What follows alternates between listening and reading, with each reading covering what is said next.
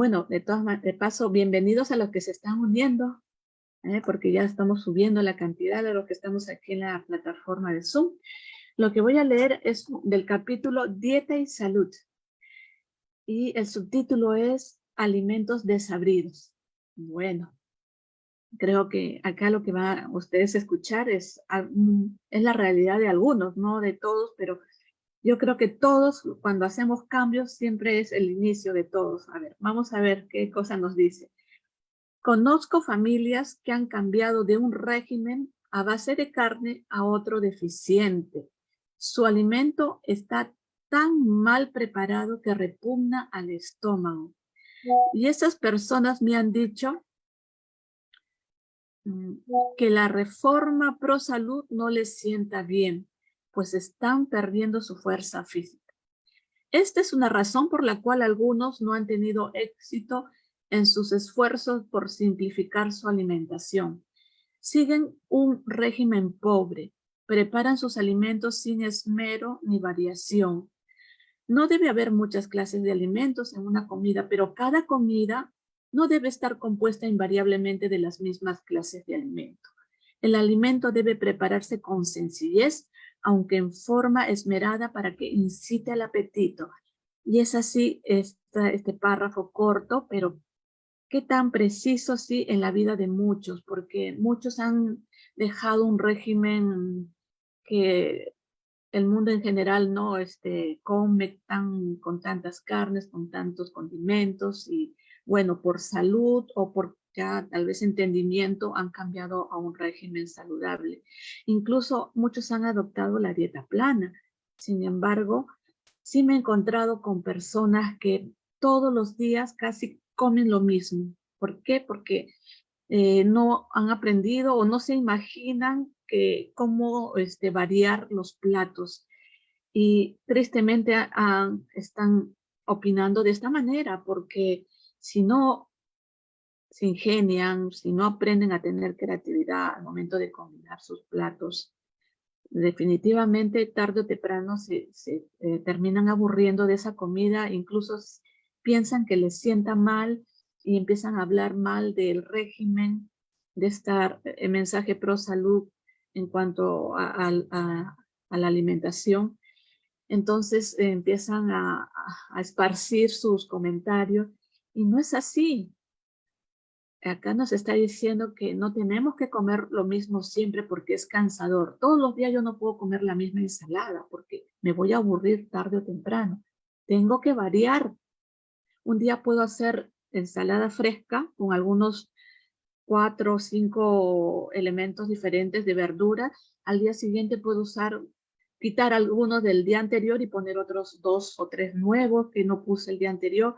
Otro día puedo saltear mis verduras.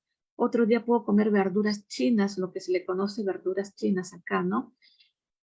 Otro día puedo comer verduras sancochadas. Igualmente en los guisos, ¿no? Los guisos o todos los días arroz, arroz, arroz también cansa. Entonces hay que ingeniárselas, hay que volvernos creativos, porque en la medida que tú te alimentas correctamente, también el funcionamiento y la creatividad de nuestro cerebro va a venir con más agudeza y vamos a poder preparar ricos alimentos. Y para eso también debemos valernos de libros, de recetas, ahora que inundan las redes, las recetas keto. Claro, como dice, no, hay que verlo y ver qué cosas saco de esas recetas y clasificarlo o ponerlo en el equilibrio de la dieta plana. De esa manera tú te vas a volver un experto o experta en la cocina y tu familia nunca más va a decir que esa comida es fea. Al contrario, en realidad se come mucho más rico de lo que en un restaurante de 7 tenedores, ¿no? O de estrellas, X estrellas puede haber. Es mucho más rico la comida saludable y porque es saludable y porque está bien hecho, sencillo, pero bien delicioso. Así que espero que lo pongas en práctica. Nunca más alimentos desabridos, como dice aquí el libro. Bueno, que Dios los bendiga. Esta fue la lectura. Y ahora sí, vamos a dar pase. Está nuestra amiga, la doctora Adriana Podium, antes la vi por ahí. Adrianita, ¿estás por ahí? Bien, ella nos tiene un Acá tema estoy. muy importante, ¿no? Algo que tal vez le pedí exclusivamente, y ella nos va a hablar en esta mañana acerca del trastorno de la motilidad del aparato digestivo.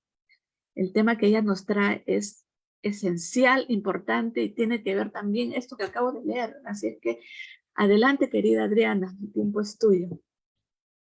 Bueno, Rocío, muchísimas gracias. Y la iba a saludar a Mechi, pero no está hoy. Ah, muy bien. Así que vamos a comenzar.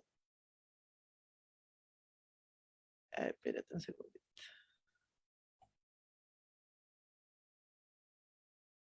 Espérate que la comparto. Guíame, Rocío, porque estoy... Dice compartir pantalla es un cuadradito, una flechita Ah, verde. compartir pantalla, espérate. Ajá. Anterior, espérate que no pude... No veo arriba compartir pantalla.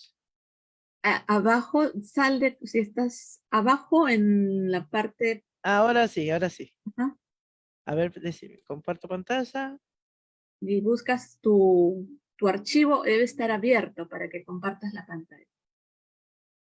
Sí. Ok, ahora sí agrándalo. Ya estamos. Y tienes que retroceder tu diapositiva. Puede ver. Retrocede. Sí, espérate cachito.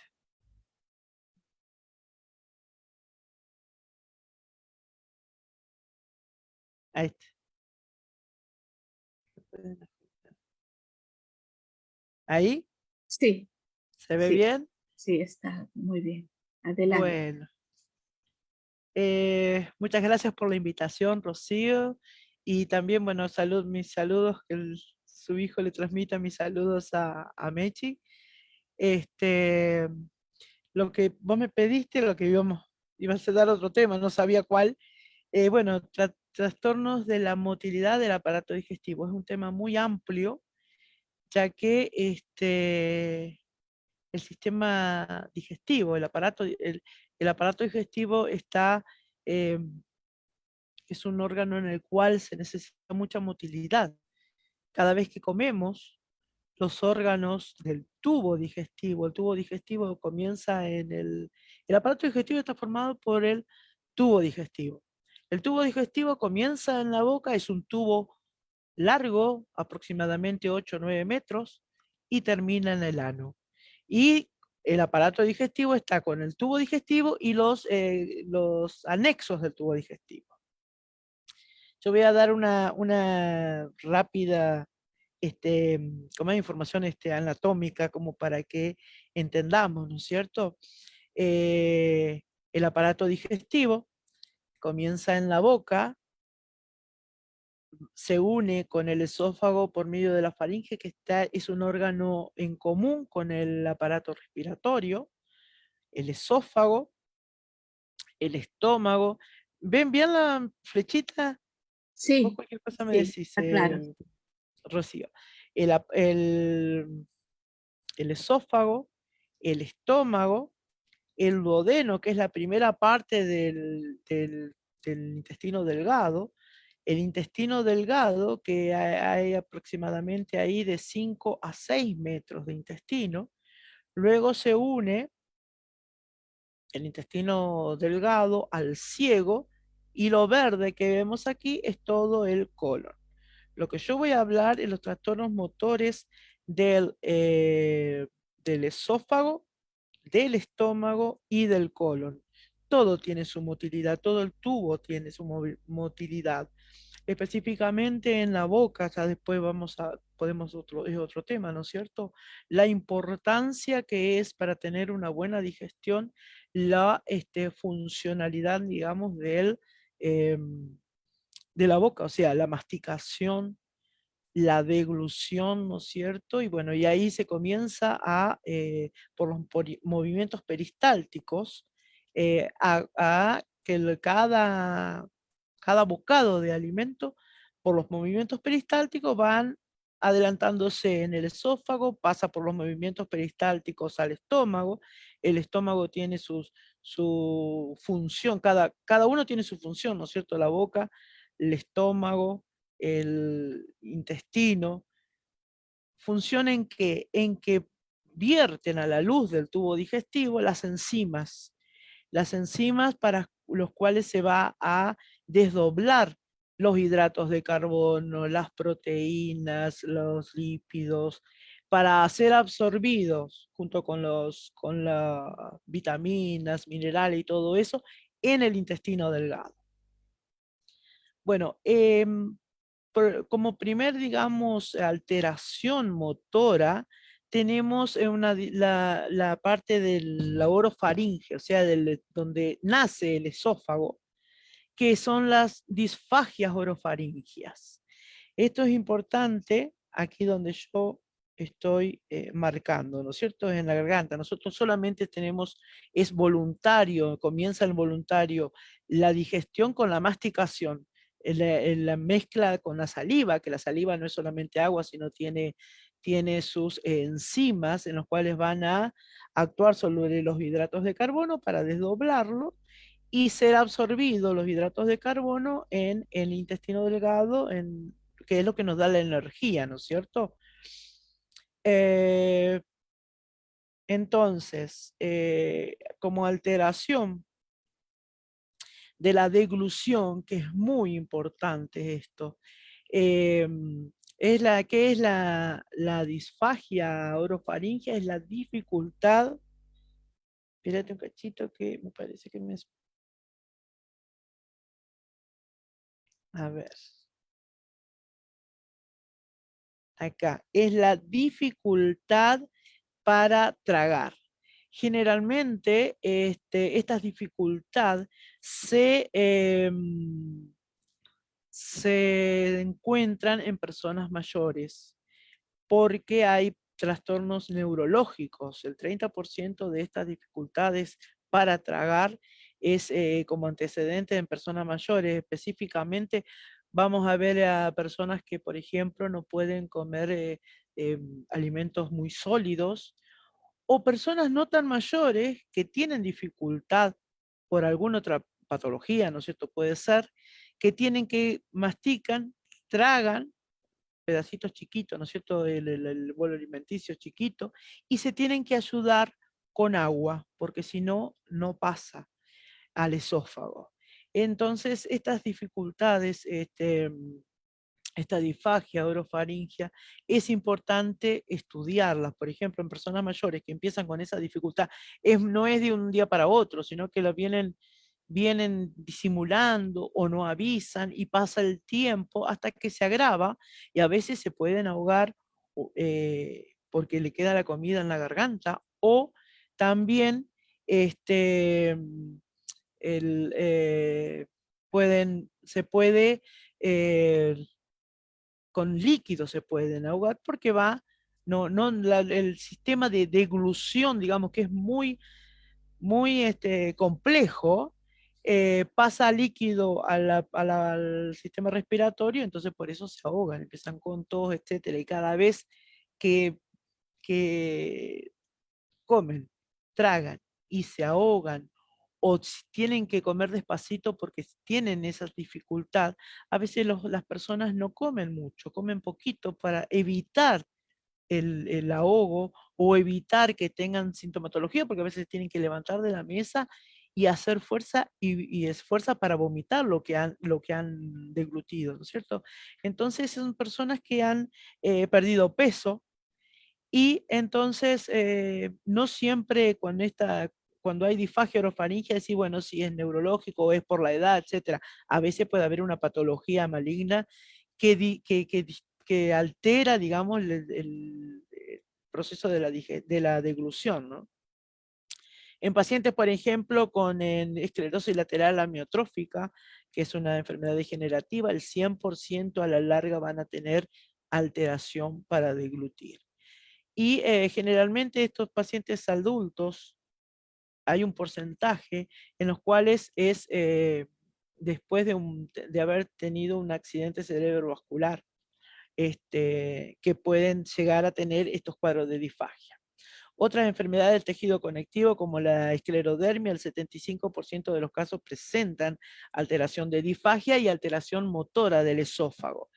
En pacientes con diagnóstico de esclerodermia generalmente están en manos de los reumatólogos. Y hay que tener en cuenta que hay un porcentaje de alteración en la motilidad con estos síntomas que vamos a ver, ¿no es cierto? Entonces es importante saber de que hay patologías, no solamente de locales, digamos, de la garganta, digamos, del orofaringio, sino en el esófago, que hay patologías sistémicas, como por ejemplo la esclerosis lateral amiotrófica, la esclerodermia, las enfermedades del tejido conectivo, como la esclerosis múltiple, las enfermedades por reflujo, el alcoholismo.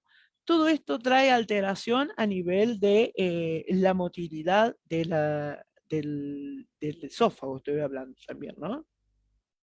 La enfermedad por reflujo es importante se llama enfermedad por reflujo gastroesofágico. ¿Qué quiere decir? No hay un buen cierre entre el esófago y el estómago, el límite, digamos, en la unión de, el límite entre esófago y estómago se produce en el paso del órgano esófago al estómago en el diafragma. El diafragma es un músculo que separa el tórax del abdomen. Ahí donde se produce, digamos, una estenosis, un cierre, es el cardias, en lo cual tiene presiones específicas, porque se miden las presiones, etcétera. Cuando esta enfermedad por reflujo puede haber una hernia hiatal, que es un poco de esófago en el tórax, entonces puede haber enfermedad por reflujo y puede haber alteración, digamos, el refluye, ya sea ácido o ya sea alcalino, bilis, para el esófago hacia arriba, y entonces puede haber todas estas patologías de disfagia, ¿no? Entonces, también están asociados a neuropatía metabólica, como por ejemplo la diabetes mellitus. Vamos a hablar dentro de lo que yo voy a hablar hoy, porque si no se va a extender mucho, alteraciones motoras del esófago, del estómago y del colon. Entonces, la diabetes mellitus o la diabetes, generalmente es la tipo 1, perdón, insulino dependiente, que son pacientes más crónicos, trae estas alteraciones a nivel, porque tiene eh, complicancia en la parte neurológica, en la parte vascular, etcétera, ¿no? La diabetes.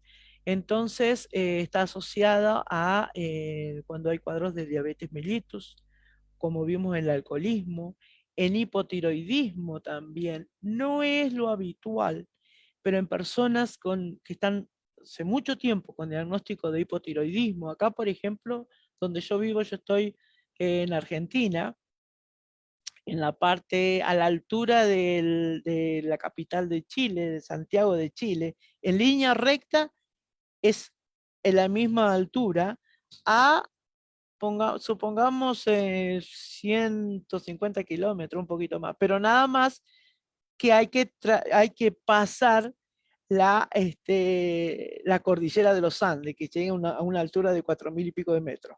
Entonces, no estamos en línea recta, pero si uno en un mapa pone línea recta, estoy más o menos a esa altura.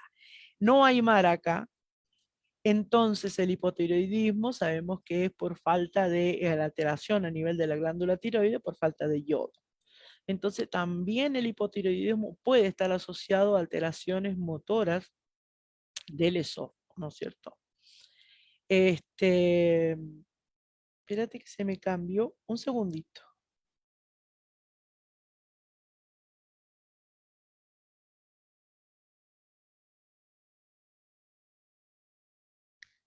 Se me, em, bueno, entonces, la alteración, ¿no es cierto?, de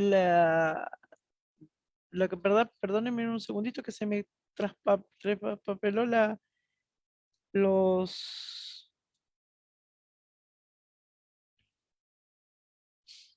acá. Se me cambiaron el PowerPoint. Bueno, terminando, digamos, con las alteraciones de la disfagia motora, ¿no es cierto? Es importante que también hay alteraciones a nivel del, por la parte de alcoholismo, hipotiroidismo, también trastorno motor asociado a enfermedades de las neuronas intramurales, o intramuros, ¿no? Las intramurales. El aparato digestivo tiene mucha irrigación con el sistema simpático, con el parasimpático, con el nervio vago. Todo eso tiene mucha, el aparato digestivo es uno de los aparatos que más inervación tiene. Entonces, las patologías como por ejemplo infecciosas, como por ejemplo el Chagas, el Chagas es una infección por Trypanosoma cruzi, que es una enfermedad endémica, ¿no es cierto? Acá en Argentina hay mucho, que es transmitido por la vinchuca. Es muy común en Centroamérica y en Sudamérica. Entonces, el Chagas tiene alteración cuando se presenta en forma aguda, se puede presentar con fiebre, adenopatía, o sea, ganglios inflamados, hepatoesplenomegalia. Entonces se empiezan a pedir todos los anticuerpos, etcétera, para ver qué infección es, si es un virus, etcétera. Pero las patologías de trastornos del aparato digestivo lo tenemos no en forma aguda, sino en forma crónica, a los 10 o 20 años de haber tenido una patología aguda, ¿no es cierto? Cuando la vinchuca eh, picó y dejó, ¿no es cierto?, el Trypanosoma cruzi. Eso es, a veces son enfermedades que son muy silentes, o sea, no dan mucha sintomatología, y en pacientes, en personas donde hay muchos Chagas, hay que pedir cuando, por ejemplo, hay alteración a nivel del aparato digestivo, alteración del corazón. Acá en Argentina, por ejemplo, el Chagas ataca el corazón. Es una cepa que va directamente al corazón y da cardiomegalia, o sea, aumento del tamaño del corazón. Y en el aparato digestivo, donde más, yo no sé el resto, pero yo me acuerdo o sea, hace varios años, casi 40 años que hago gastro, estuve en San Pablo, en Brasil, haciendo hígado, y resulta que hemos visto, se ve en Brasil, por ejemplo, es otra cepa, con alteración del aparato digestivo, un esófago grande, un intestino muy largo y grande, o sea que según la cepa, ¿no es cierto?, y dónde estemos, el corazón y el aparato digestivo son los dos órganos que tienen implicancia, digamos, en la enfermedad inflamatoria, como es el Chagas, infecciosa, perdón, como es el Chagas. Eh, Rocío, quiero saber si se está entendiendo.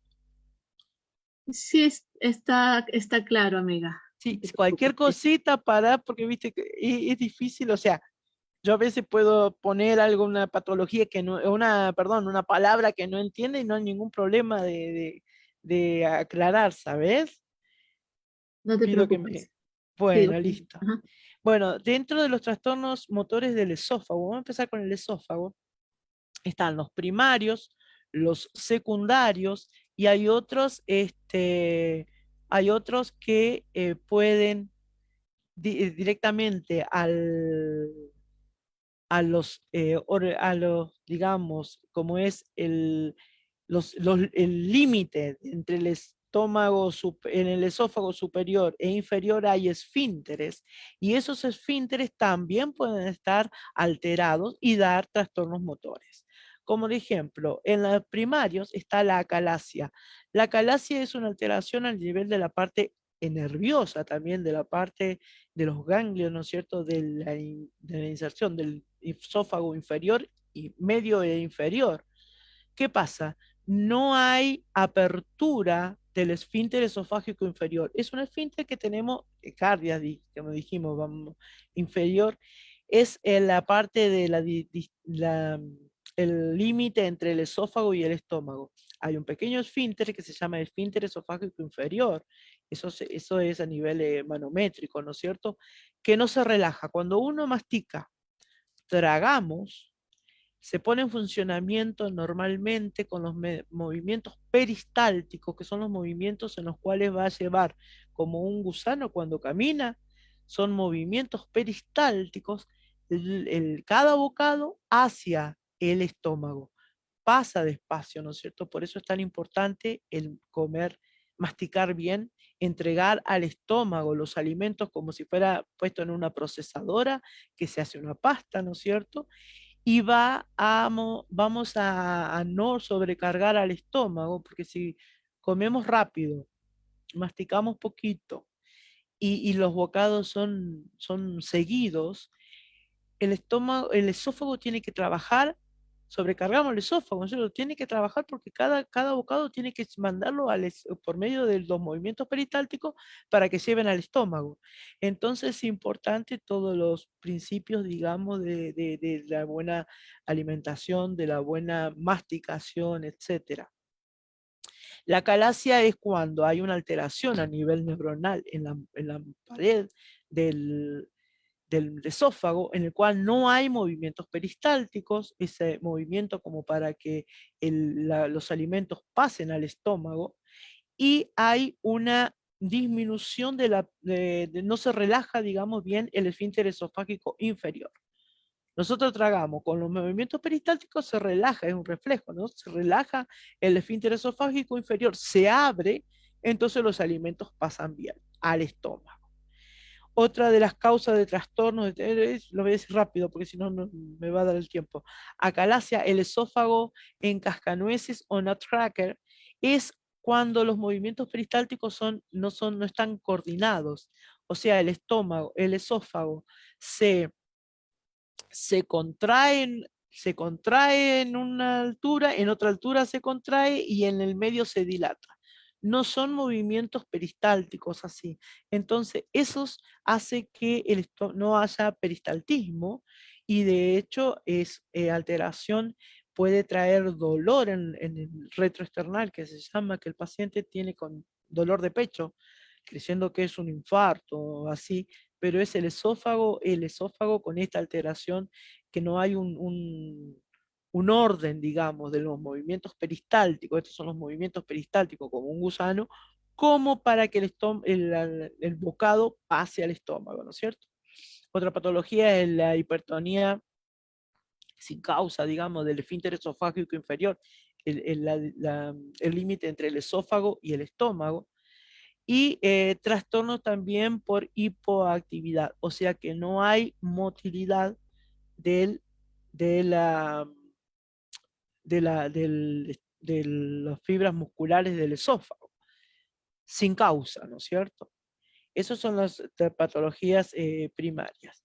Y luego tenemos las secundarias, como por ejemplo, trastornos motores del esófago, dijimos de la deglución en los accidentes cerebrovascular, en patologías degenerativas, por ejemplo, con la enfermedad de Parkinson, en la esclerosis múltiple, en la ELA o en enfermedad amiotrófica, en tumores intracraneales, en personas que han tomado por accidente o a propósito, ¿no es cierto?, por suicidarse, por ejemplo, hay personas que toman lejía o lavandina, o eso trae, o sea, es terrible las lesiones que primero en la forma aguda, en la fase aguda, producen en el esófago, pero después se cicatrizan y como toda cicatriz se contrae y hay una alteración, se contrae y la luz del esófago disminuye, no tiene motilidad, porque no tiene motilidad, y entonces hay una secundaria a esta ingestión de cáusticos, ¿no es cierto? En la diabetes también y el alcoholismo. Estos diabetes y alcoholismo van en muchas patologías asociadas. También la miastenia gravis, también en la parte muscular, está alterado también la parte muscular de los órganos del esqueleto, ¿no es cierto? Y también en la parte motora, porque altera también los músculos de la deglución o del esófago también. Trastornos motores por hipermotilidad, o sea que aumenta la motilidad del esófago.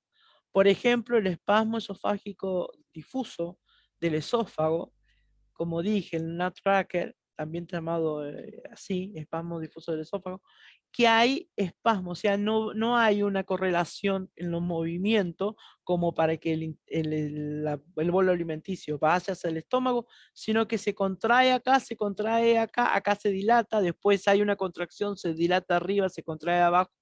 Entonces, eso no hay una buena, o sea, no hay movimientos sincrónicos para que el alimento pase al estómago. Entonces, es tan importante, repito, primero hacer el diagnóstico. Todo esto tiene yo no voy a hablar de diagnóstico ni de tratamiento ni nada de eso porque se me extiende mucho, sino eh, también como vimos una hipertonía del esfínter esofágico inferior y la disfunción, un esfínter esofágico inferior que, eh, ¿cómo es? Por una cirugía, por ejemplo, una cirugía de hernia hiatal o una vagotomía, etcétera, se toca el esfínter esofágico inferior y hay una disfunción y puede traer trastornos motores por hipermotilidad, ¿no es cierto? O por hiperpresión. Eh, entonces, yo quiero que quede, o sea, claro, son más o menos, digamos, estas patologías, trastornos motores del esófago, se hace diagnóstico, ¿no es cierto? O sea, viene un paciente con sintomatología, hay que ver si es primaria, si es secundaria, si hay trastornos de la motilidad en sí, etcétera. Primero, por las características.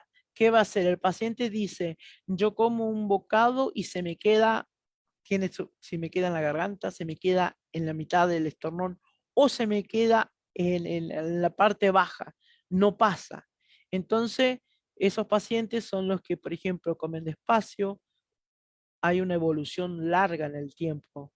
O sea, que el paciente dice, no, tengo que ir al médico, pero no es enseguida. Algunos que se asustan sí van enseguida, pero si no, es una evolución larga, ¿no es cierto? Hay que hacer diagnóstico por medio anteriormente se hacía una radiografía, se tomaba un medio contraste y se hacía una radiografía y veía un stop, y bueno, ahí empezamos el estudio. Ahora esa radiografía es muy difícil que la pidan para esto, sino sencillamente se pide la videoendoscopía para ver primeramente si hay alguna lesión o no es diagnóstico, los trastornos motores no se hacen por endoscopía. A veces sí se hacen cuando hay muchos movimientos peristálticos, movimientos de lucha, digamos, se hace la manometría, pero primero y principal hay que ver si no hay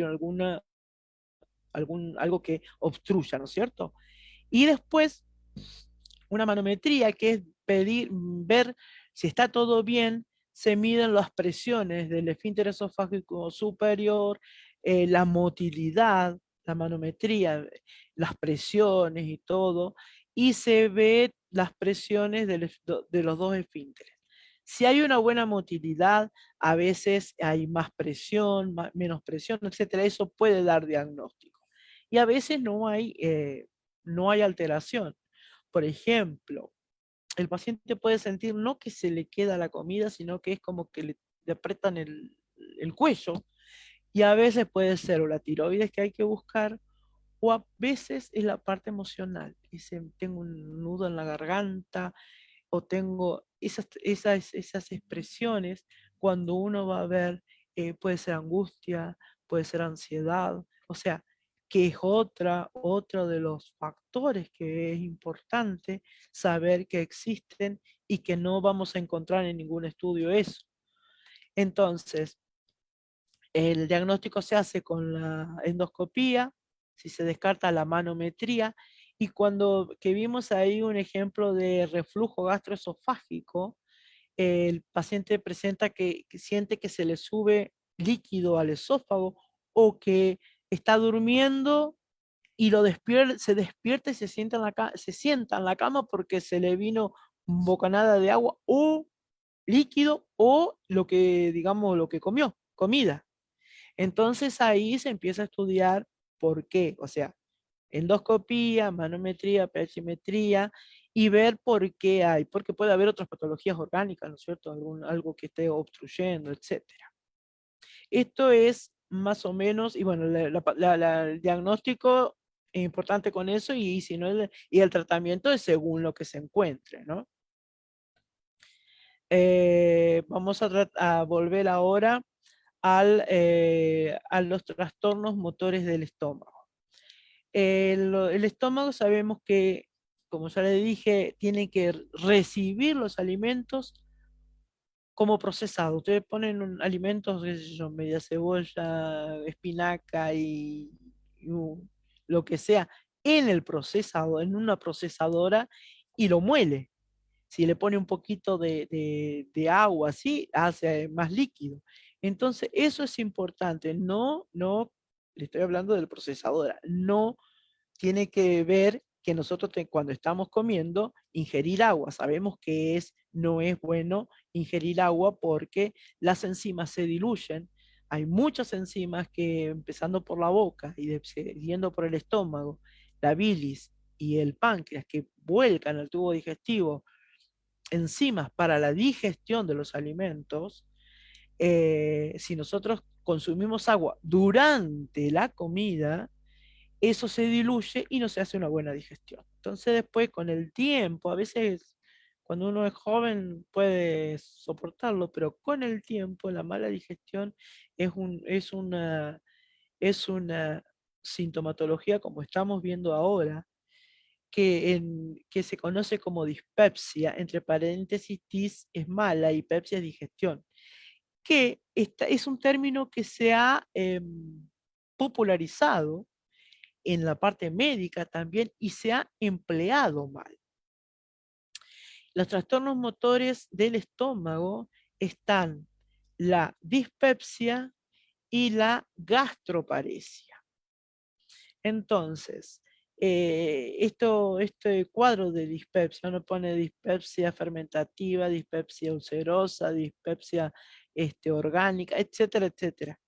Pero esto se ha popularizado y llamamos dispepsia no ulcerosa. Por ejemplo, va un médico y me dice, no, me cae mal la comida, qué sé yo, qué sé cuánto, le ponemos dispepsia, pero ocupa muchísimo. Es lo mismo que, por ejemplo, una gastroenteritis, que decimos gastroenteritis cuando tiene diarrea y vómito, y no, la gastroenteritis es una inflamación del tubo digestivo, o sea, lo que significa lo ponemos mal, ¿no es cierto? Generalizamos mucho a veces. Bueno, las causas de dispepsia orgánica, o sea, una mala digestión.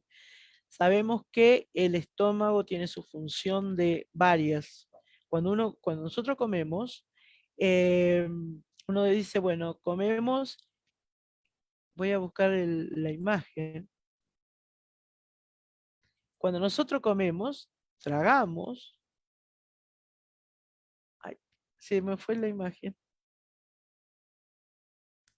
Nosotros comemos, ¿no es cierto? Masticamos, el bolo alimenticio no va por la gravedad al estómago, va por los movimientos peristálticos, el bolo alimenticio. Entonces, el bolo alimenticio, cada, cada, cada vez que nosotros comemos, se va a poner en la parte del fundus gástrico, en esta zona. Este es el hígado, ¿no? Acá, en el fundus gástrico. El fundus gástrico es muy importante porque en esa zona se concentra y ahí el fundus gástrico hace estos movimientos de amasado, ¿no es cierto? Mezcla todos los líquidos, no mezcla la parte de los alimentos, o sea, perdón, lo que deberíamos hacer es entregarle ya procesado la mezcla de el ácido clorhídrico, la pepsina, pepsinógeno, las enzimas, hay muchísimas enzimas que son liberadas, digamos, a la luz del estómago para mezclarse y los movimientos de mezclar, digamos, y formar el kilo, es para entregar el estómago al duodeno y intestino delgado porciones en las cuales se va a absorber los alimentos. Por eso es tan importante eh, la, no, la buena masticación, no tomar líquido, porque todas esas enzimas se diluyen y se me hace una mala digestión, ¿no es cierto? Entonces, los movimientos peristálticos del esófago siguen los movimientos peristálticos del estómago, de mezclar, de formar el kilo, y el kilo es lo que queda de procesado de llevar esos alimentos, eso es el kilo, se va a fraccionar en pequeñas porciones para pasar por el píloro al duodeno. El píloro es un esfínter que une el estómago con el duodeno y no se abre más de 1 centímetro. Justito como pasa el endoscopio, por eso se sabe, hay personas que lo tienen un poquito más, se abre más, pero en la mayoría está cerrado. ¿Por qué? Para evitar el reflujo sea líquido del duodeno, ¿no es cierto? Bilis y los jugos pancreáticos, al estómago. Cuando ese píloro está un poco abierto, hay reflujo biliar. Entonces, para evitar el reflujo, es importante comer y no ir a dormir, o sea, en posición horizontal. El alimentarse, el comer, cada vez que comemos, debemos estar en posición, no parados, sino en posición erecta, podemos salir a caminar, etcétera. No tampoco hacer el ejercicio después de eso, porque la sangre que tenemos, el estómago, la parte de la digestión necesita sangre para hacer todo este funcionamiento, y la sangre tiene que estar en el intestino para pasar los nutrientes a la sangre, y en la sangre es la que lleva todos los nutrientes a todas nuestras células, ¿no es cierto? Por eso es importante saber más o menos el funcionamiento de nuestro aparato digestivo. Entonces, eh, lo que estábamos hablando del, a ver, acá, de las causas orgánicas de las dispepsia, que es uno de los trastornos motores del estómago. Por ejemplo, son las úlceras, es una enfermedad ulceropéptica que se llama cuando hay úlcera, hay gastritis, todo eso en enfermedades ulceropépticas quiere decir gastritis, erosiones, úlceras gástricas, el cáncer, CA quiere decir cáncer, cáncer gástrico, o sea, enfermedades del estómago, se altera la parte motora del estómago. Enfermedades duodenales, cuando hay úlceras duodenales, cuando hay inflamación como las duodenitis, o lesiones obstructivas. Lesiones obstructivas del duodeno, cuando hay algún pólipo grande que obstruye, o cuando hay un cáncer de duodeno. Es raro, pero existen. Eh, Otras de las patologías, digamos, este, que alteran también los trastornos motores, digamos, del estómago, están otra vez la diabetes mellitus, la diabetes, la uremia e hipercalcemia, acá cuando hay alteración, o sea, del riñón, pacientes dializados, donde hay uremia alta e hipercalcemia, eso altera la motilidad del estómago. Y también cuando aumenta o disminuye la funcionalidad de la tiroides. Por eso es importante saber con respecto a esto el yodo en personas que viven sobre el mar, o sea, cerca del mar. No se ve tanto hipotiroidismo como en lugares donde no hay mar, ¿no es cierto? Que es por la falta de yodo. Y las drogas. Hay drogas en las cuales también hay trastornos del estómago, sí, de los motores, la función motora del estómago. DAINE. Las DAINE son las drogas antiinflamatorias no esteroideas. Todo lo que hace mal al estómago, como por ejemplo el diclofenac, todos los que se usan para los dolores, el corticoide también, ¿no es cierto? Para que nosotros podemos tomar para los dolores, para la inflamación de rodilla o de dolor de cadera o trastornos de los cuales va a hacer alteración de la mucosa. Los DAINES son un veneno, digamos, para la mucosa del estómago, que son los causantes de úlcera, etcétera, ¿no es cierto? La vasoaspirina que antes se usaba tanto, ahora la siguen vendiendo, pero no tanto. Es un DAINE, por ejemplo, el diclofenac, el paracetamol, todo. En menos o en menor grado son alteran la mucosa del estómago. Los antibióticos, también algunos antibióticos alteran la parte de la motora del estómago, los antineoplásicos, los pacientes que tienen quimioterapia también. O sea, todos estos antiarrítmicos también, hay muchísima cantidad de drogas, yo no lo puse porque, bueno, no es el tema, pero hay muchísimas drogas que alteran la motilidad del tubo digestivo. Y acá también está el alcohol. El alcohol es un líquido, ¿no es cierto? Fermentado, ¿no es cierto? Que enseguida sube al cerebro. Se absorbe, la primera absorción y grande es en el estómago. Por eso el agua también se absorbe en el estómago, mayor cantidad de absorción cuando uno toma agua para hidratarse. Entonces el alcohol disminuye la absorción, la presencia de grasas, por ejemplo. Pero obviamente que no es saludable el alcohol, no deberíamos tomar alcohol en absoluto, ¿no? Bueno, entonces las drogas también actúan a nivel de la motilidad dar el cuadro de dispepsia y alteran la motilidad del estómago. Eh, es el cuadro de dispepsia. Y el otro cuadro que se ve es la gastroparesia, o sea, no, el estómago tiene poco o nulo movimientos peristálticos. Los movimientos de mezclar, ¿no es cierto?, en el fundus gástrico de los alimentos, de fraccionar, de unir por los movimientos peristálticos, se mezclan con las enzimas, etcétera, los jugos gástricos para tener una buena digestión. Eso está disminuido o no existe. Entonces, por eso va a haber una mala digestión, etcétera, ¿no es cierto?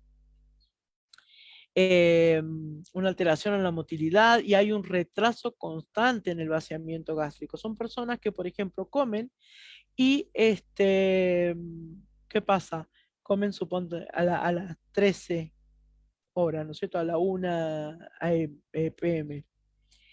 Y son las 6 p.m. o 18 horas y están como si hubieran recién comido, ¿cierto? Se sienten como recién hayan comido. O sea, hay una alteración a nivel de vaciamiento gástrico. Sabemos que según cada alimento tiene su tiempo de evacuación gástrica. Lo primero que se evacúa del tubo digestivo, o sea, del estómago específicamente, es el agua, la densidad del agua. Luego están también los que siguen densidad, los líquidos que con más denso. Después están las frutas, las verduras, los pastas, ¿no es cierto? Y lo último que se evacúa del estómago son los elementos cárnicos, o sea, la carne. Carne de res, de pollo, de pescado, de lo que sea, es lo último por el contenido de grasa y de proteínas, que es muy pesado para el estómago cargarlo. Entonces, ahí sabemos como que los pacientes, las personas que comen carne van a tener hambre pasando, o sea, el estómago tiene que trabajar más, sobrecargamos el estómago y van a tener hambre más tarde, no cuando una persona come livianito, ¿no es cierto?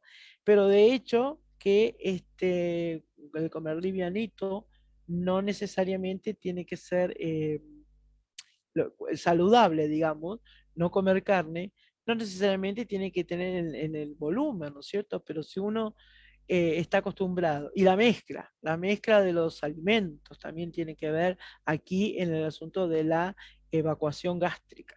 Si uno tiene una gastroparesia, o sea, un estómago que no tiene buena funcionalidad, no tiene buena evacuación, lo sobrecargamos. Hay personas, y generalmente se ven jóvenes, que se comen mucha cantidad, 2 platos se repiten, y eso tiene que ver eh, que el estómago al comer se dilata y tarda entre 10 y 15 minutos para que cierta dilatación, por medio de la inervación del nervio vago, etcétera, informa al estómago, al centro de la saciedad, para decir, ya hay que dejar de comer, estoy satisfecho por la dilatación. Entonces, ¿qué pasa? Si uno come rápido, el estómago se va dilatando, obviamente, pero come más, el estómago va a estar así y no le llega el informe ¿cómo es? Al cerebro para decir, bueno, hay que dejar de comer. Entonces, esos son los que después se sienten mal, la comida me quedo yo pesado, tengo como una piedra en el estómago, etcétera, etcétera, etcétera. Por eso es importante el comer despacio, no líquido, y saber, ahí entra la temperancia, ¿no es cierto? Saber que con un plato bien estamos bien, ¿no es cierto? De darle de alimento a nuestro cuerpo y no la gula la costumbre que a veces tenemos de comer de más, ¿no es cierto? Se come también por los ojos, ¿no? Algo rico a veces nos servimos más que no debemos. Bueno, dentro de la gastroparesia, es una, es una alteración motora, como dijimos, en la motilidad y en el vaciamiento gástrico, por ende. Por ejemplo, las causas pueden ser idiopáticas, no tiene causa en sí. Postquirúrgica, por ejemplo, en pacientes que han sido operados de que antes se usaba, por ejemplo, hemorragia digestiva, no había endoscopía, entonces, ¿qué hacía? Cerraban la úlcera y le cortaban el nervio vago porque el nervio vago también está presente en la motilidad. Entonces, y en la parte de secreción ácida, disminuían la secreción ácida con una cirugía cortando el nervio vago que se llama vagotomía, y se solucionaba el problema, pero se traía otros trastornos. El estómago no tenía la motilidad, no tenía un buen vaciamiento gástrico, ¿no es cierto?, después del paciente. Acá tenemos otra vez las alteraciones endócrinas como la diabetes, el hipotiroidismo y el hipoparatiroidismo. La diabetes está muy presente en toda la parte de la motilidad, como vimos el esófago, el estómago, eh, también el intestino, está muy, muy relacionado. Por eso hay que ayudarlo a un paciente diabético con la dieta y la ingesta de agua por el metabolismo y para ayudar a, por ejemplo, la evacuación intestinal, ¿no? Los fármacos, los antidepresivos, el alcohol otra vez, la nicotina que tiene el cigarrillo, los analgésicos, los opiáceos también tienen alteración a nivel de la motilidad del estómago.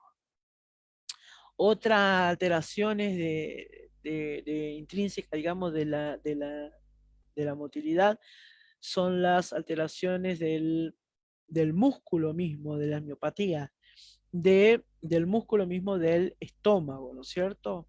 Eh, Amiloidosis, distrofia, pseudoobstrucción intestinal, esto también es una alteración que hay que hacer diagnóstico diferencial porque es como que hay una obstrucción a nivel del intestino que dice pseudo, es parecido, pero no es una obstrucción, es una alteración motora del intestino. De ende, si el intestino o el duodeno no funciona bien, lo que va para arriba, ¿no es cierto?, el estómago y todo eso tiene que parar, es como un tránsito, ¿no es cierto?, que vamos largando los alimentos, o sea, cada alimento, cada bocado va por el esófago, estómago, pero si hay alguna obstrucción a nivel del duodeno, no hay una buena evacuación gástrica, entonces no puede pasar al duodeno, entonces el estómago queda con comida que no puede pasar y se va dilatando. Entonces el paciente no tiene hambre, se siente lleno, se siente mal, con dolor, etcétera, ¿no es cierto? Por eso es tan importante tener preciso, o sea, si hay sintomatología, obviamente hay que estudiarlo, ¿no? Infecciones, enfermedades neurológicas degenerativas, como vimos, alteración del sistema nervioso, el embarazo también en las personas, en las mujeres embarazadas. El bebé cuando va creciendo va haciendo su lugar y el estómago va a subir. Entonces a veces queda entre el diafragma y el bebé, cuando es un bebé grande, que no tiene una buena motilidad. No es que esté la gastroparesia, o sea, que no haya motilidad, sino que no puede porque no tiene espacio en la funcionalidad, digamos, del estómago. Los síntomas de esto, los síntomas de los trastornos motores del esófago, específicamente en el 90% se puede producir, puede presentar náuseas, náuseas, vómitos, ahí está el porcentaje en el cual es alto, ¿no es cierto? ¿Por qué? Porque el estómago se siente, no funciona, no se evacúa, entonces el paciente se siente mal, con dolor, distensión, etcétera, y a veces hay reflujo, ganas de vomitar y reflujo y vomita. Al vomitar, evacúa, o sea, lo que tiene en el estómago y se siente mejor el paciente, ¿no? Plenitud postprandial, o sea, que plenitud postprandial es decirse la sensación de comer y sentirse distendido, que haya comido, o sea, comió un plato y parece que ha comido 4 o 5 platos, así, esa es el plenitud postprandial, que es uno de los síntomas también de esta patología, de la gastroparesia. La saciedad precoz, o sea, come poquito y ya está satisfecho el paciente. Distensión abdominal, eructos, halitosis. Esto es, distensión abdominal es cuando el estómago vemos que después de comer se distiende el abdomen, ¿no es cierto? Eructos, el eliminar gas por la boca, y halitosis es el mal aliento. Cuando no hay una buena evacuación gástrica como debe ser, los alimentos o sea, se fermentan, si es comida con carne, también se putrefactan, ¿no es cierto? Los animales se putrefactan, los alimentos, digamos, sea verduras, etcétera, cereales, etcétera, se fermentan, más la verdura, obviamente, la fruta, que no hay que comer junto a esto. Y dentro de todo, para mejorar, se está acostumbrado, al menos acá, a almorzar, o sea, comer y como postre una fruta. Entonces, con los alimentos, la mezcla de los alimentos es, en ese caso, cuando hay trastornos motores del estómago, ponemos todo en el estómago y ahí tenemos todos el malestar, etcétera, de la fermentación, de la putrefacción, etcétera. El paciente se siente mal, obviamente, la persona, ¿no? Bueno, ahora vamos a pasar a trastornos motores del colon. Eh, Voy a saltear la parte de intestino delgado porque también tiene su motilidad específica, porque el intestino delgado tiene como función, porque también tiene sus movimientos peristálticos, para que los alimentos, cuando llegan ahí es un líquido, ¿no es cierto? Eh, recibe es un líquido en el cual tienen los jugos pancreáticos, la bilis, los jugos gástricos, etcétera, para favorecer a la absorción de los nutrientes. Por eso, por ejemplo, el intestino delgado tiene de 5 a 6 metros, como dije, la mucosa está, para aumentar la superficie de absorción, tiene vellosidades, ¿no es cierto?, para que aumente la superficie de absorción. Entonces, todo ese líquido pasa por intestino, de hecho pasa por los movimientos peristálticos, y porque no tiene mucha patología del intestino delgado, ¿no es cierto? Puede haber trastornos motores, por ejemplo, cuando hay cirugías abdominales, que abren, digamos, por una laparotomía que no saben lo que tiene, la laparotomía exploradora que se llama, abren y lo que se encuentra en el intestino delgado, ¿no es cierto? Cuando tocan, cuando tienen que ver alguna úlcera o algún tumor o lo que sea, que tocan los cirujanos el intestino delgado, eso se altera, ¿no es cierto? Entonces, a veces después de, puede ser enseguida o puede ser por muchos años, se forman como bridas, son como en el intestino, que es muy así, como ya lo vi, se forman como digamos, tejido fibroso en el, alrededor, digamos, en círculo, digamos, como si fuera una gomita, del intestino delgado, y esas son las bridas, y esas bridas, si crecen, pueden obstruir. Entonces ahí sí es cuando es una emergencia, porque puede haber una obstrucción intestinal, no adentro, sino por fuera, ¿no es cierto? Por las bridas. Eso es fácil, va fácil. Es mucho dolor, etcétera, es una urgencia en el cual va a cirugía, porque eso hay que cortar, son tejido fibroso, que hay que cortarlo y entonces se queda libre, digamos, el intestino delgado. Con una radiografía directa de abdomen se ve que hay niveles aéreos y ahí se hace, digamos, el diagnóstico, ¿no? Rápido. Bueno, con respecto a los trastornos motores del colon, el colon recibe, hablamos en el estómago del kilo, con los alimentos se van transformando, se van disminuyendo y por eso la importancia de la ingesta de todas verduras, las fibras, etcétera, ¿no es cierto?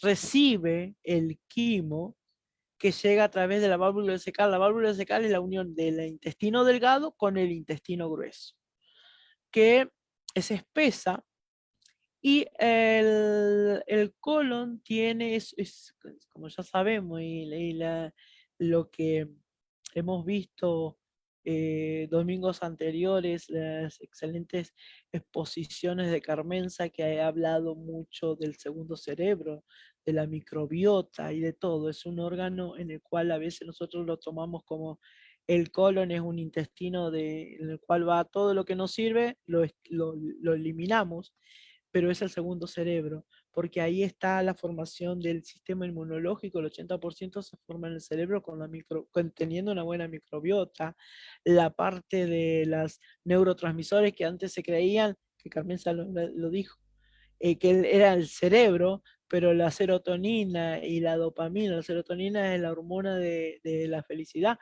se forma la mayor parte de ella en el intestino, en el grueso, en el colon.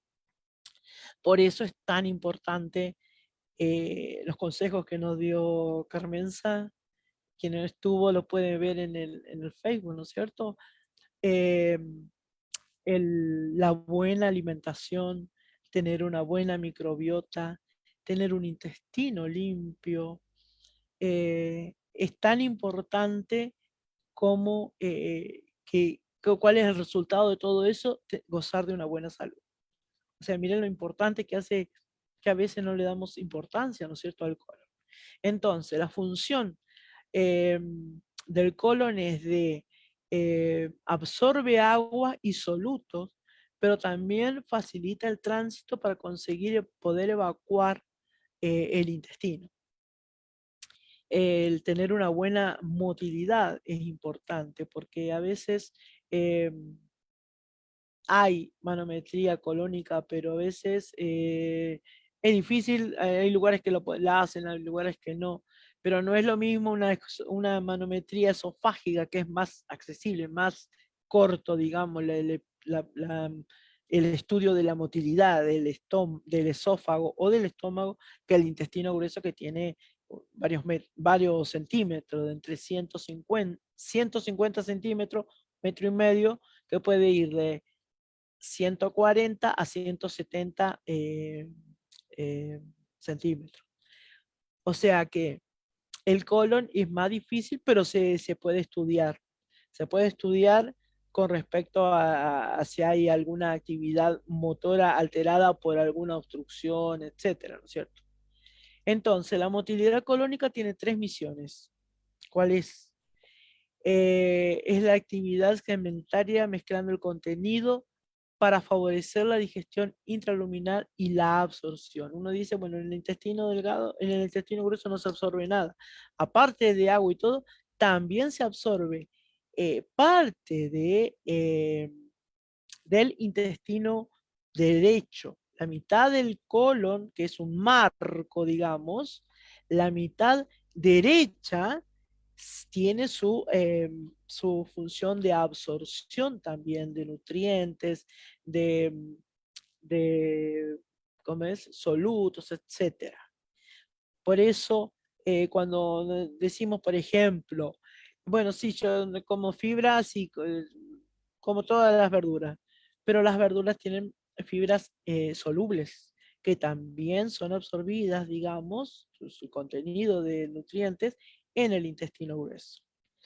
Y las fibras insolubles son las que, digamos, actúan como escoba poniéndole agua, ¿no es cierto? Porque tenemos que tomar la cantidad de agua cuando hay trastornos motores, cuando hay una mala, digamos, un cuadro, digamos, del motor alterado, como por ejemplo uno de los síntomas de la constipación o el estreñimiento, tomar agua, consumir las fibras insolubles, que son las cascaritas, que son los salvados de todo lo que, de los cereales que tengan salvado.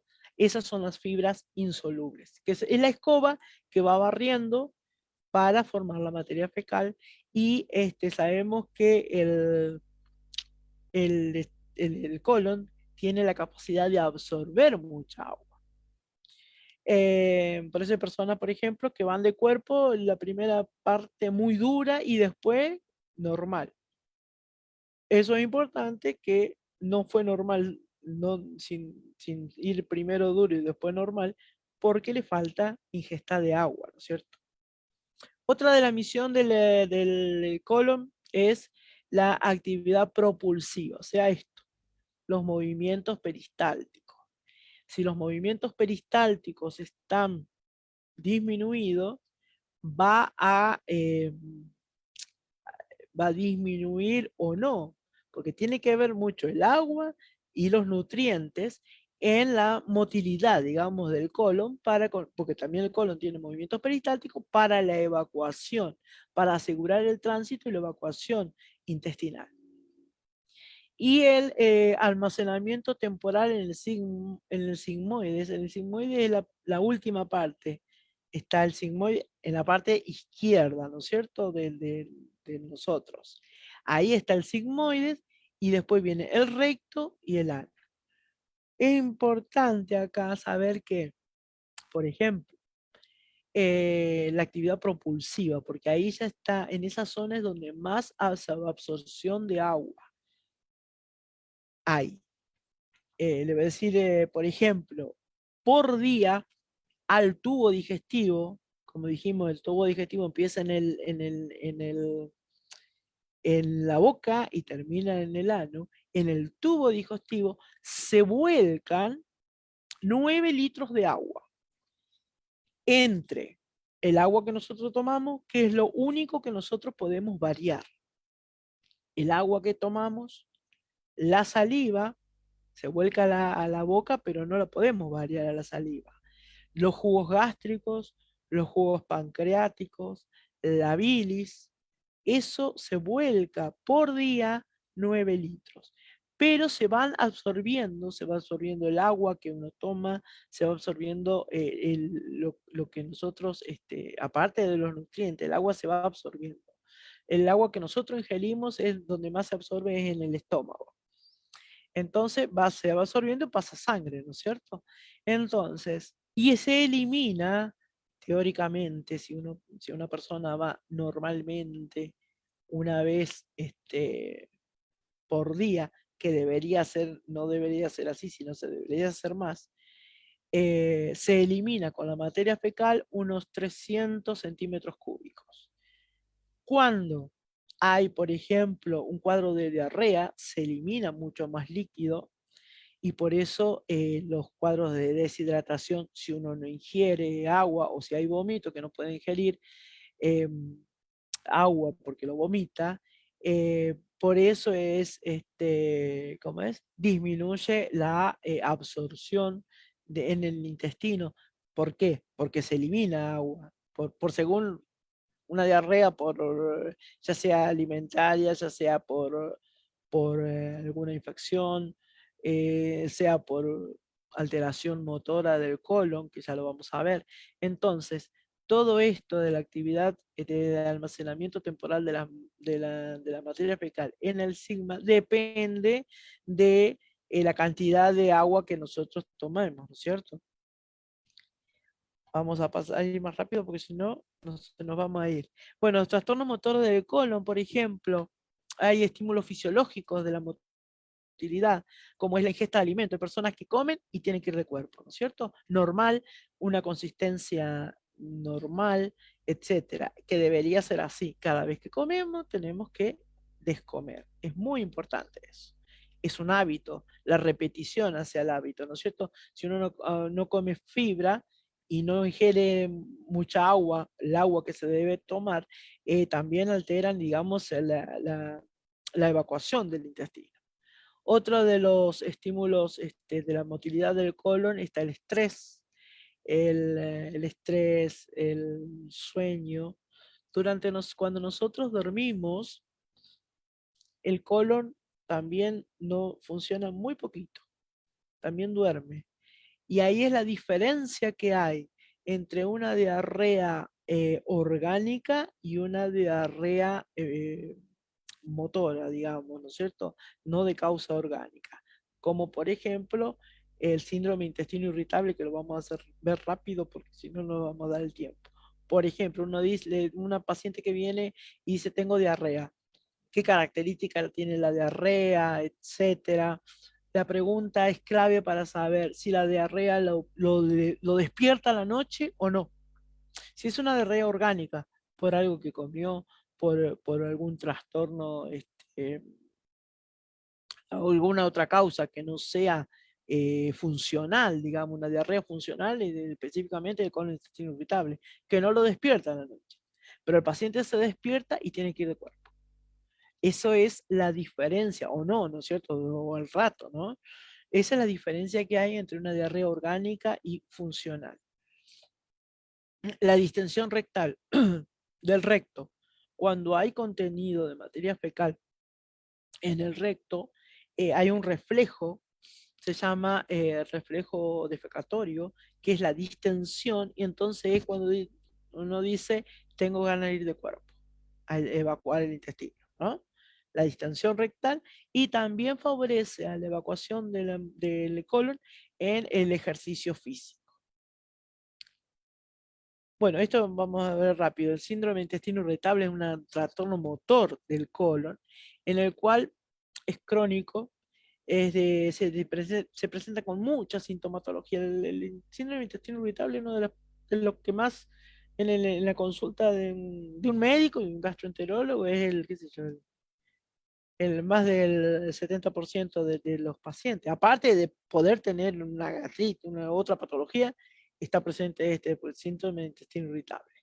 Es un cuadro crónico caracterizado por dolor abdominal, asociados a los cambios evacuatorios, por ejemplo, puede ser diarrea, puede ser constipación o ambos, diarrea y constipación. Por ejemplo, un paciente que tiene diarrea va un día 2 o 3 veces 1 o 2 días con diarrea. La diarrea no es, ¿cómo se toma la diarrea? Por ejemplo, un paciente que va 3 veces de cuerpo, formado, normal, con la consistencia normal, etcétera, de la materia fecal, no es diarrea. La diarrea se tiene que ver el contenido de agua que tiene la materia fecal. Eso es diarrea. Porque a veces puede ser, uno dice, no, la materia fecal es pastosa, ¿no? Disminuye el contenido aumenta, perdón, el contenido de agua que no es formada, que es pastosa. Y a veces hay diarrea que son líquidas, ¿no? El contenido es abundante de agua. Cuando no es formada normalmente, eso es digámoslo, no digamos los grados, pero es cuando tienen mayor contenido de agua, es diarrea. Bueno, diarrea, estreñimiento, mejora la sintomatología del síndrome de intestino irritable, mejora cuando el paciente evacúa el intestino. Y hay cambios en la forma de las deposiciones, ¿no? Hay una clasificación de Boston que se llama, según la característica de la materia fecal, son las patologías que uno puede decir. Con la materia fecal uno puede decir, preguntar cómo va de cuerpo, la característica, el color, el olor también de la materia fecal, etcétera. No siempre se tiene el mismo olor. Es muy importante porque nos habla mucho, o sea, es podemos llegar a un diagnóstico, presumir un diagnóstico con medio de la característica de la materia fecal. Las causas del síndrome de intestino irritable, por ejemplo, son los factores fisiológicos. Por ejemplo, una terminación motora por trastorno en la sensibilidad a la distensión. O sea, la distensión es uno de los síntomas que trae el colon, el síndrome de intestino irritable, ¿no? Por alteraciones hormonales, también intolerancia a ciertos alimentos, intolerancias a la lactosa, etcétera, que a veces se preocupan mucho las personas adultas que son que tienen intolerancia a la lactosa, etcétera. Y bueno, yo les digo que los únicos mamíferos que tomamos leche somos nosotros, porque los animales mamíferos no toman leche, se crecen y llega un momento y no toman. Entonces, y así sí, ¿por qué? Porque hay poca enzima que desdobla la lactosa, el azúcar de la leche. Entonces, inflama, etcétera, y no es conveniente. O sea, es dejar de tomar leche nada más y suplir porque nos han puesto falta de calcio, no hay que tomar leche por el calcio, etcétera, etcétera. Pero toda la parte natural que tiene calcio deberíamos reemplazar, ¿no es cierto? Todo esto. Y la clínica del síndrome de intestino irritable, aparte de la diarrea o constipación, la distensión abdominal, el dolor abdominal por la distensión, los trastornos de evacuación, como dije, eh, hay mucorrea en las heces. Aquí hay me falta una letra. La H. Bueno, otro también presentan síntomas asociados como por ejemplo saciedad precoz. Es un cuadro polifacético, porque aparte del aparato digestivo, tiene otros, otros sintomatología que nada que ver. Pero, ¿por qué? Porque el sistema, quien tiene el papel fundamental en el síndrome de intestino irritable es el cerebro, ¿no es cierto? Síntomas dispépticos de saciedad precoz, de náusea, de vómito, de dolor torácico, no cardíaco, etcétera. Cancerofobia, o sea, miedo a tener algo. Y más, acá se le suma actualmente el googleo. El googleo es, un paciente pone dolor abdominal, eh, diarrea, los síntomas, va al Google, pone los síntomas y ahí le aparece todo, no le hace el diagnóstico, pero le aparece todo eso. Y todas esas patologías, las enfermedades, digamos, que se busca, terminan en cáncer. Entonces, ahí se vienen o se asusta o no van al médico, cualquiera de las dos cosas. Si se asustan, van al médico y bueno, hay que hacerle todo para decirle no, es algo funcional, etcétera, etcétera, etcétera. O no van al médico directamente. Y se hacen la cabeza, empiezan a pensar y ahí empieza la depresión y empieza por nada, por leer algo que no sabemos quién lo escribió, porque no son, a veces hay cosas que no, en Google hay cosas, es útil para desburrarse, pero no en este caso, ¿no es cierto? Entonces, migraña, problemas, pero no le podemos echar la culpa a que tener síndrome de intestino irritable es causa, la migraña es por el síndrome de intestino irritable. La migraña puede tener muchas causas y a veces no se sabe cuál. La parte emocional, todas estas patologías tienen que ver, y es importantísimo esto. Eh, Problemas ginecológicos, problemas urológicos también, y puede tener dos o tres cosas, ¿no es cierto? Pero, o sea, este síndrome de intestino irritable son los pacientes que vienen por un solo síntoma, a un médico, por ejemplo, a mí, y termina derivándose cosas, obviamente que está lo que más, digamos, quien va a receptar más pacientes de esto es el psicólogo o a veces el psiquiatra. Por eso es importante, digamos, o sea, dejar, no tomar la consulta así, sino que hay que escuchar al paciente y a veces uno puede actuar, hablar, etcétera, y puede tener el remedio no en la farmacia, sino en la parte natural, en la parte espiritual también, que a veces nos alteran, ¿no es cierto? Bueno, yo puse acá como para introducir, yo había hablado con Rocío, que iba a hablar del estreñimiento. Acá más decimos nosotros constipación, pero es muy amplio y se puede hacer una buena charla. eh, con la ayuda de Carmenza, ya me está escuchando ella, darle importancia a los cuadros de estreñimiento. En los de estreñimiento o constipación en niños, en los cuales por la mala alimentación hay chicos, niños chiquitos, 1 año, 2 años, que comienzan con estreñimiento o constipación porque, por ejemplo, el estar jugando, la mujer ahora es la que más sufre constipación porque anteriormente estaba en su casa trabajando, pero ahora cuando salió a trabajar, ¿qué pasa? Cuando la materia fecal va por el sigma eh, recto, ahí está el reflejo defecatorio, uno lo puede, si no es diarrea, ¿no? Si no es, si tiene consistencia, pero si, que no sea diarrea, uno puede decir, bueno, voy a aguantar y cuando llegue a mi casa. Y la materia fecal hace así, ¡rum! Y se va para arriba. Hasta el otro día, o sea, llego a mi casa y no me quiero ir al baño porque tuve ganas y no voy al baño.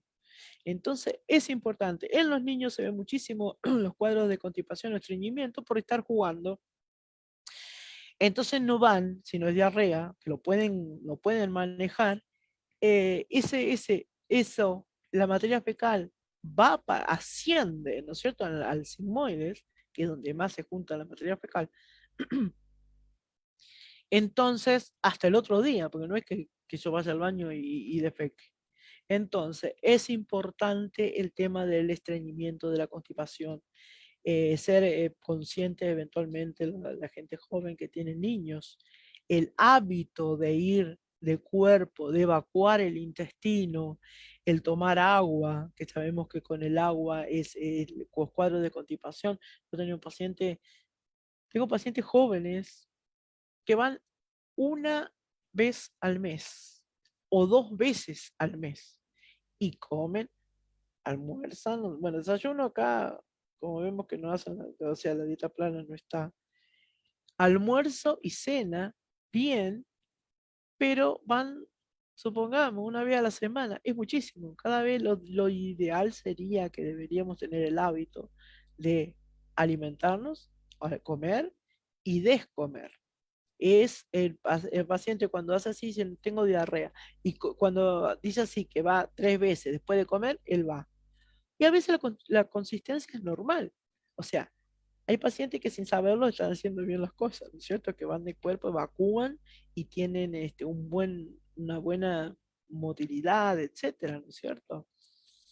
Eh, bueno, el estreñimiento es un tema muy, muy importante, abarcante en todas las edades, ¿no es cierto? Y no es una enfermedad, es un síntoma. Es un síntoma que le debemos tener mucho respeto y ver cuál es la causa del estreñimiento. Con respecto a la frecuencia de las deposiciones, ¿no es cierto? Se hablan de 13 a vez estreñimiento cuando hay 3 deposiciones semanales, o sea, van 2 veces por semana, ¿sí? Y la consistencia, como ya dije, una consistencia normal en un cuadro, el paciente que come todos los días, digamos, 3 deposiciones por semana, seguro esa materia fecal está seca, o sea, se ha absorbido de todos los... Y ahí empiezan la presencia de hemorroides, la presencia de otras patologías secundarias a la constipación, al estreñimiento. Bueno, las características, el esfuerzo que se mide, se pregunta a un paciente con estreñimiento cómo es la defecación, el volumen, la consistencia de las heces, la sensación de evacuación incompleta que tiene, etc. Esto lo dejé como para seguir, ¿no es cierto? Pero los trastornos entonces motores, yo ya hablé del esófago, del estómago y del colon. Lo saqué de un libro de medicina, en la parte de especialista, en la parte está muy amplio.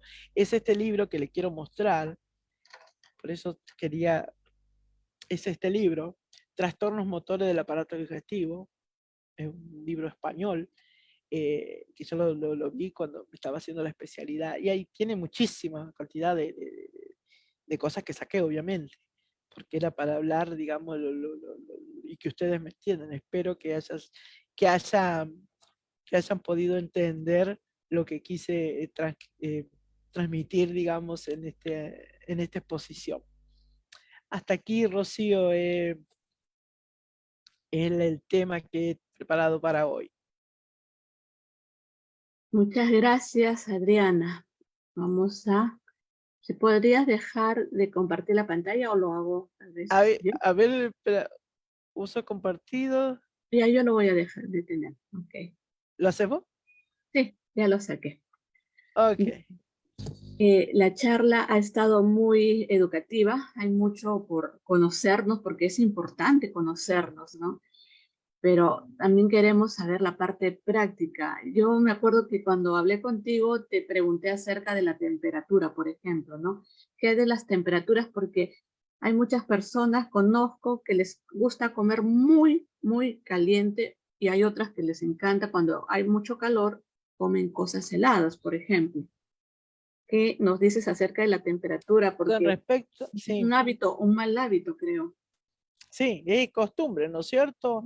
Eh, el comer helado, por ejemplo, que es frío, eh, el tomar el agua o lo líquido, lo que sea, con hielo, etcétera, le estamos sobrecargando al tubo digestivo trabajo porque tiene que trabajar a temperatura de él, de lo que tenemos adentro. Nosotros tenemos una temperatura de 36 grados, entre 36 y 36 y medio. Le sobrecargamos al estómago las cosas que no debemos. ¿Y qué es más fácil, por ejemplo, de poner un poquito de hielo cuando hace mucho calor en la nuca, donde está el centro nuestro termostato, ¿no es cierto? O acá ay,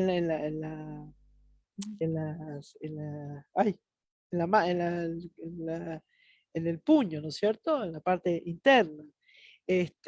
Ni eso ni muy caliente. La ingesta de líquido o comida muy caliente se puede alterar la mucosa del esófago Y se ha demostrado que en persona hay gente, por ejemplo, que se ve mucho más patología, que toman infusiones para calentar, para entrar en calor, etcétera, ya sea sopa o té o líquido caliente, hay mucha más presencia de cáncer gástrico. El cáncer no sale de un día para otro. O sea, las células del esófago se van transformando, se van queratinizando, etcétera, se van transformando para resistir el calor, ¿no es cierto? Y llega un momento que con el tiempo puede darse la presencia de cáncer gástrico, o cáncer de esófago, o cáncer ¿cómo es? De garganta, ¿no es cierto? Pero Ujú. eso es importante, es costumbre, ¿no? Porque uno dice, bueno, decís eso y bueno, dice, vamos a enfriar, no vamos a tomar, ¿por qué tan caliente? Y hay personas que toman caliente, bien caliente un agua, digamos, un té o lo que sea, en agua en pre-ebullición y que tendrá, qué sé yo, 90 grados, una cosa así, y no lo sienten caliente. Pero una persona que no está acostumbrada siente el calor. Lo ideal sería algo caliente en 70 grados, 65, una cosa así, no Ujú. más. Bien, muchas gracias. Antes de pasar a las preguntas, y yo tengo un par de preguntas, porque hablaste acerca de la mucosa gástrica y hablaste del DAINE, los DAINES. Ajá. Entonces, si una persona por A o B tiene algún tratamiento con este tipo de medicación, paracetamol, ¿no? Ibuprofeno, cosas así, em, o corticoides, bueno, se daña la mucosa gástrica, pero bueno, tiene el tratamiento. ¿Qué hace, qué se tiene que hacer para recuperar esa mucosa gástrica? O tal vez también las personas que tienen tratamiento por el Helicobacter, sé que le recetan un montón de pastillas para poder Sí. evitar. Entonces, Los obvio que antibióticos, o sea, entre los antibióticos y un inhibidor de la bomba de protones, generalmente decimos, bueno, omeprazol. hay alteración a nivel, las, los DAINE, los drogas antiinflamatorias no esteroideas, eh, rompen, digamos, el estómago tiene células que producen eh, como una capa de protección gástrica, ¿no es cierto? Porque hay células también que forman hidrógeno más cloro, o sea, el ácido clorhídrico también se forma en el estómago, que es muy importante para la digestión. Entonces uno ¿qué pasa el ácido clorhídrico? Es importante para la digestión, pero en un estómago sano. Las grasas, los alimentos fuertes, los picantes, todo eso dañan a la mucosa. Entonces, esos daños, esas lastimaduras pequeñitas, ahí es donde, por ejemplo, el daine, o sea, el, el ácido clorhídrico, etcétera, ahí actúa porque está la mucosa dañada por nuestra alimentación también. El estrés también te puede hacer una úlcera, o sea, hay muchos factores en los cuales la alimentación, el helicobacter cuando está presente también puede alterar la mucosa, o sea, causante de gastritis, de úlcera, etc. ¿Cómo es? El estrés, la mala alimentación, ¿viste? La comida chatarra, como se le dice, etcétera. No sé cómo se le dicen allá. La Igual. fritura. Igual. Ah, bueno. Todo eso daña la mucosa. A veces, por ejemplo, los reumatólogos, los traumatólogos que dan por el dolor, dan droga antiinflamatoria no esteroidea, están atados de mano, por ejemplo, cuando hay personas con alteración a nivel del estómago, cuando tienen gastritis o úlcera o lo que sea. A veces hay personas que son muy, muy sensibles a esta medicación y a veces toman uno o dos comprimidos o tres y pueden hacer una hemorragia digestiva. Entonces, que no saben, nunca se han hecho una endoscopía, qué sé yo, es muy sensible esto. Y a veces hay que darle protector gástrico. Pero también sabemos que hay drogas naturales, ¿no? Por ejemplo, cuando uno tiene acidez, cuando tiene gastritis, o sea, primero hay que saber hacer bien el diagnóstico, porque yo a veces viene el paciente y dice, sí, yo a veces tomo un omeprazol cuando tengo, según lo que coma, etcétera, etcétera, pero no sé lo que tiene. Entonces pedirle una endoscopia. Cuando se le hace biopsia y se le da una gastritis crónica inactiva, una cosa así, no toda la gastritis, o sea, hay que hacer la anatomía patológica para hacer bien el diagnóstico de eso. Pongan en un cuadro de una endoscopia alta o en un cuadro de gastritis, por ejemplo. Yo, de que estoy acá en Tunuyán, hace 25 años, hacía endoscopía hasta el 19. De 6.000 pico que tengo de endoscopías acá, siempre hice biopsia, porque se pierde un minuto y se saca biopsia y tenés bien el diagnóstico. Nunca me vino estómago normal. Siempre gastritis crónica hay, Ujú. por la alimentación, por el estrés, por muchos factores, digamos, ¿no es cierto? Activa, inactiva, etcétera, ¿no? Entonces, a veces, por ejemplo, el aloe vera tiene la síbila, ¿cómo es? ¿Qué ¿Sábila? se llama? Sábila, eso, O esta aloe vera. sábila acá en aloe vera es espectacular cuando hay, digamos, pirosis, cuando hay acidez, que a veces cuando hay ardor acá retroesternal, que es por reflujo, etcétera, ácido, eh, se toma eso, lo de adentro, ¿no es cierto? Lo gelatinoso de la aloe vera, ya sea diluido en agua, porque es por la consistencia, que a veces me dice no me gusta, no tiene gusto a nada, pero eso es natural y aparte todo lo que tiene de bueno, ¿no es cierto? Como cicatrizante y también para evacuar el intestino. El aloe vera es espectacular. ¿Eso ayudaría a regenerar la mucosa gástrica? Sí, sí, sí, sí. Ok, excelente. Entonces ya tenemos No, es una buena excelente el alternativa. aloe vera. Yo le estoy dando y a veces me miran como con duda o Ujú. me dicen, no, no, yo quiero algo de la farmacia. Obviamente que el precio es muy amplio entre la droga, o sea, los inhibidores de la bomba de protones, que son los que se usan ahora, digamos, y una plantita de aloe vera que puede tener en tu casa y dar hijos y tener muchísimo.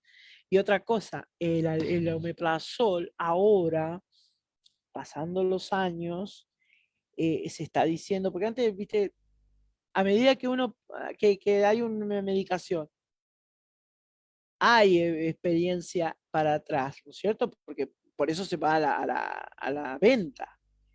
Pero si hay una medicación que son 20, 30 años, o puede llegar a 40 años, se están viendo efectos que no indeseables, que se sabe que puede ser el tratamiento crónico por ejemplo, el omeprazol o todos los soles, omeprazol, pantoprazol, lansoprazol, todo eso, esomeprazol, todo eso, se daban y sin límite, o sea, no pasaba nada. Pero ahora se ve que inhibe tanto la acidez gástrica, o sea, inhibe tanto la formación de ácido clorhídrico, que es importante para el estómago, y a veces se ve que pacientes que han ingesta de mucho tiempo de esa medicación, puede tener pólipos, puede tener una atrofia gástrica, o sea, en la mucosa, en la anatomía patológica se llama atrofia gástrica, y esa atrofia gástrica puede ser predecesora de cáncer gástrico. Entonces, es importante saber que no es a tomarlo porque me hizo bien alguna vez y total me convidaron y así, ¿no es cierto? Es importante saber que no es lo natural, no hace mal, sino la parte artificial, ¿no? Todo químico es eso. Ujú. Gracias por la respuesta. Aquí, ahora sí pasamos a leer, después voy a dar pase a quien levantó la mano.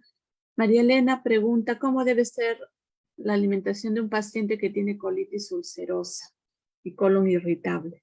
Tal vez algo pequeño que le puedas decir para él. Sí, bueno, la colitis ulcerosa hay que ver en qué grado está. este, la alimentación, o sea, cuando hay colitis ulcerosa puede ser una colitis ulcerosa aguda o una colitis ulcerosa tratada. Generalmente o sea, es una enfermedad orgánica, ¿no es cierto? Pero tiene mucho que ver la parte emocional. Eh, la colitis ulcerosa son úlceras en la parte, generalmente está en la parte donde están los divertículos, en la parte izquierda del colon, ¿no? Pueden sangrar, las úlceras, el dolor, etcétera, se puede perforar, etcétera. O sea, están en manos de un médico, ¿no es cierto? Específicamente un gastroenterólogo. Y hay medicación para eso, pero después el paciente tiene que estar, ¿cómo es? Con la dieta tiene que ver cosas que no debe, porque una colitis ulcerosa que no se cura, digamos, si están haciendo una buena dieta y todo, puede no tomar ninguna medicación, pero si no, son pacientes que son crónicos, digamos, y gente joven, ahora se ve mucho en gente joven la colitis ulcerosa, de por vida, ¿no? Pero claro, yo estoy tomando una medicación, así que puedo comer picante, puedo comer todo lo que no debemos, eso debemos evitar. La parte de verdura, tener una buena alimentación, digamos, es importantísimo acá. Sacarlo, las cosas malas, digamos. Lo que no Gracias. debemos, el azúcar, la parte ¿cómo es?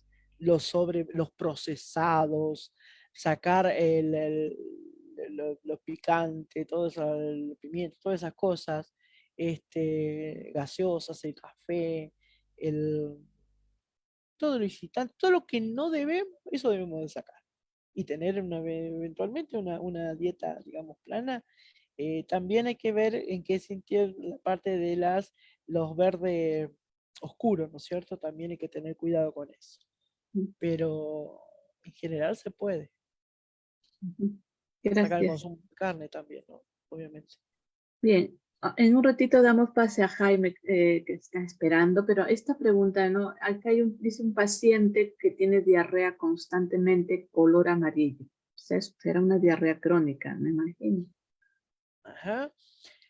Hay que ver eso cuando por ejemplo, en una que no sé si es diarrea líquida o es pastosa, hay que ver si no hay una intolerancia o específicamente una enfermedad celíaca, que es cuando hay una alteración a nivel, una como alergia, digamos, rechazo de una proteína, la gliadina, ¿no es cierto?, el gluten que tiene eso, y ver específicamente. A veces el color de la materia fecal depende de lo que uno coma, pero específicamente en la enfermedad celíaca, a veces, o sea, si tiene diarrea, porque puede haber enfermedad celíaca sin diarrea, es de color amarillento, así, porque los lípidos no se ingieren, no se metabolizan y se eliminan. Entonces se llama esteatorrea eso.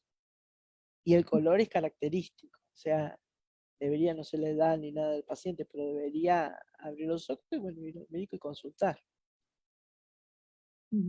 Gracias, por tu respuesta.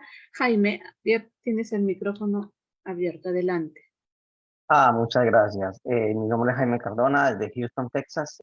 Para la doctora, muy agradecido por la explicación tan amplia.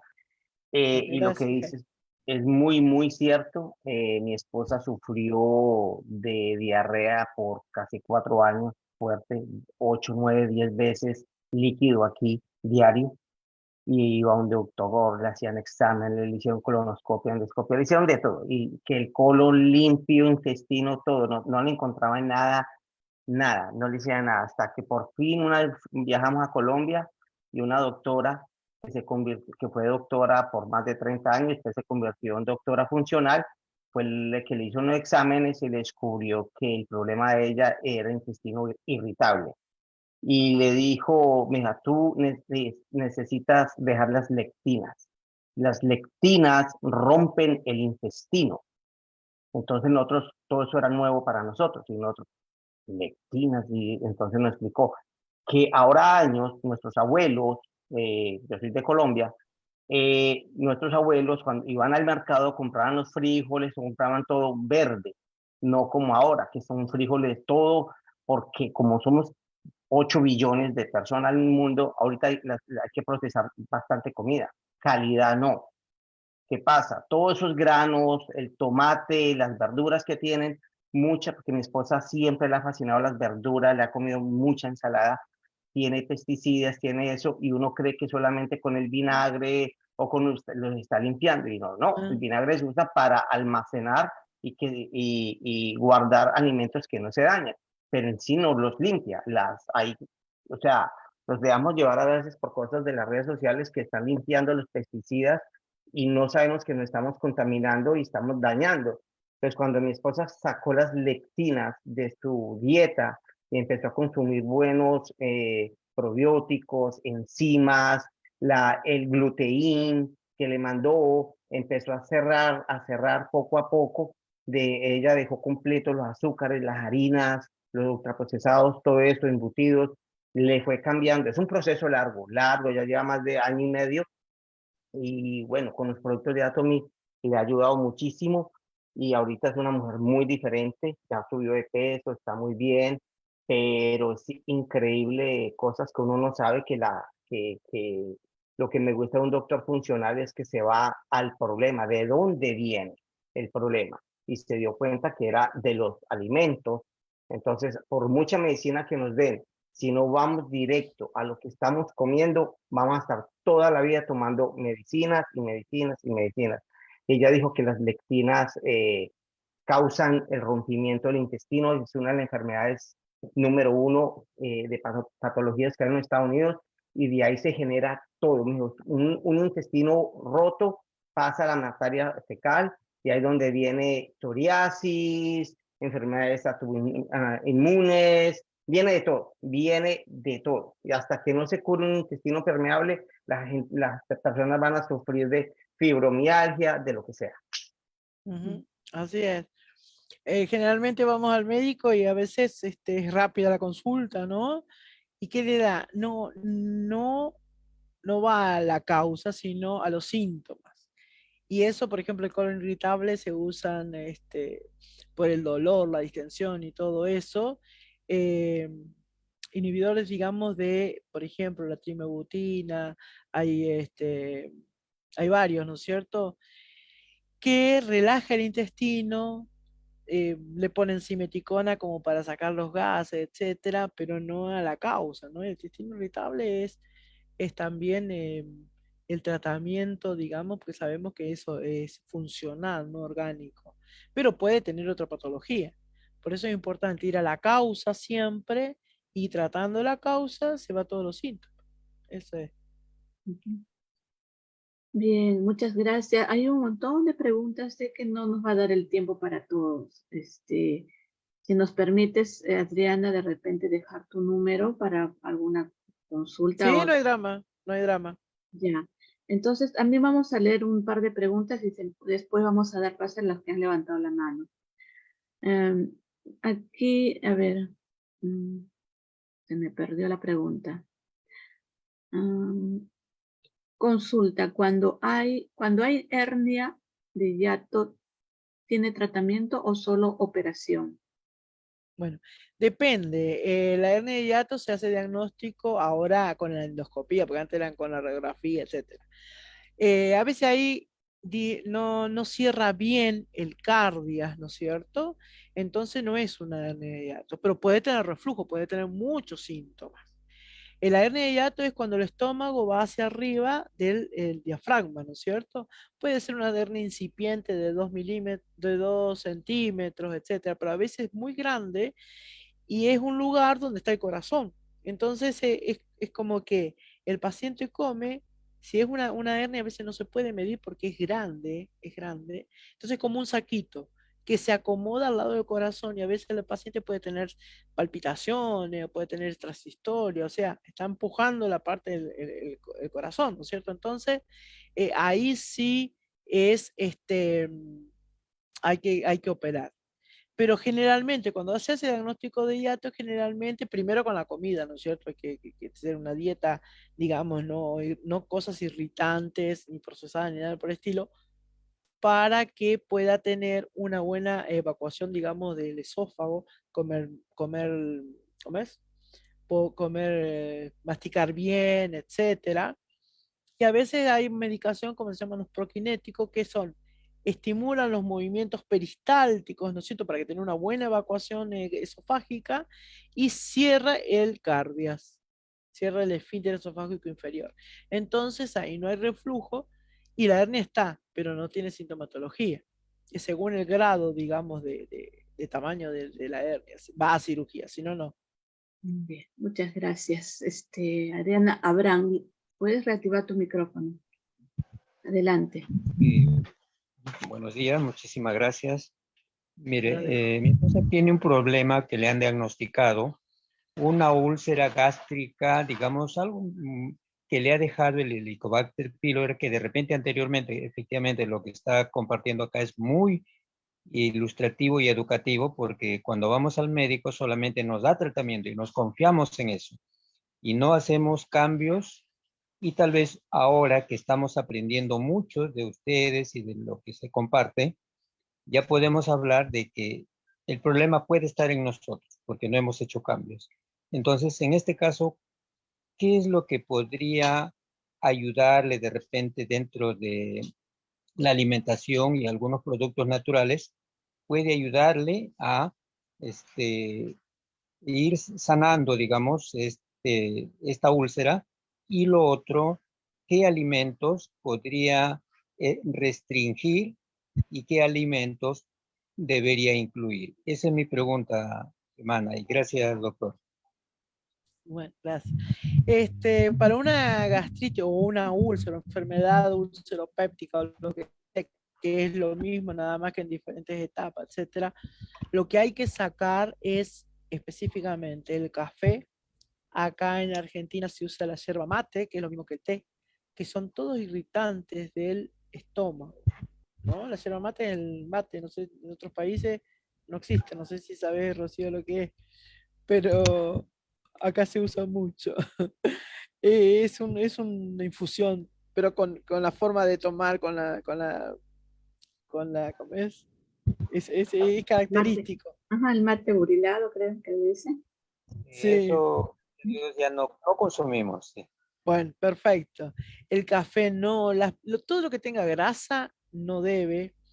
Eh, la parte de condimentos, más los condimentos, digamos, procesados, la mayonesa, todo lo que sea, digamos, para comida chatarra no debe. La parte de grasas, ya sea crema, manteca, todo lo que tenga grasa, no, porque eso también estimula la liberación de ácido clorhídrico que va a perjudicar a un cuadro de gastritis o de úlcera, etcétera, ¿no es cierto?